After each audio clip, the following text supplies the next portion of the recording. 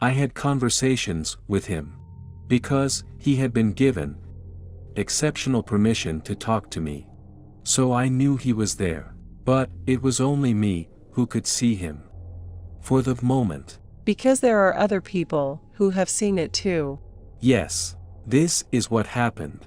At one time, I was at school, my father was at work. And my mother said to us, "Stop, you're scaring me with this. I'm not at peace." She was alone. And suddenly, she felt, sometimes you feel that someone is behind you. You turn around, like this. And there is nobody. She really felt a presence. So she turns around, several times. Well, I'm going crazy, with all the things they've told me. And we had a big Breton clock. With a copper pendulum, that goes, like this. You see really inside, it's very shiny. And, there's a little door, underneath where my mother used to put her books.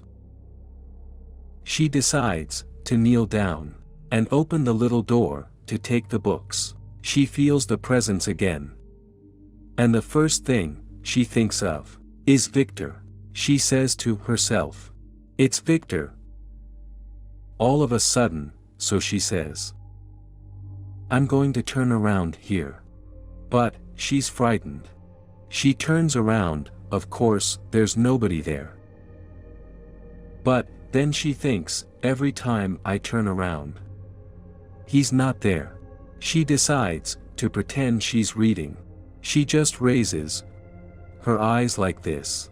She doesn't move. And in the reflection of the pendulum, she sees him, leaning over her, looking at what she's looking at. She's all alone.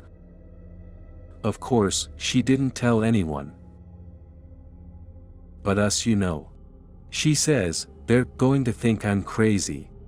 Did she feel threatened? No, not at all. She always felt a kindness. In fact, whenever there was a problem, she always said, "Can Victor help me?" A familiar friend of hers says to her, "Maybe it's your subconscious." And she said, "No, but wait a minute. I saw it. It was in the reflection of the clock." There was another person who saw it, I remember. Yes.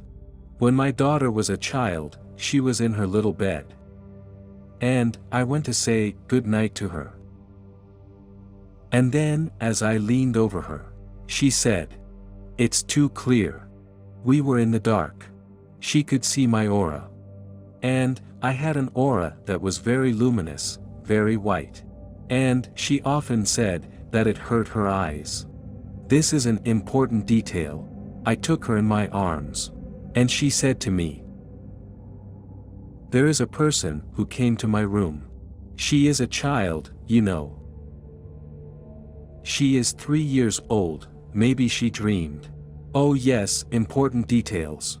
You must know that I had reproduced Victor with a mannequin that I had put in my room, that was in his effigy.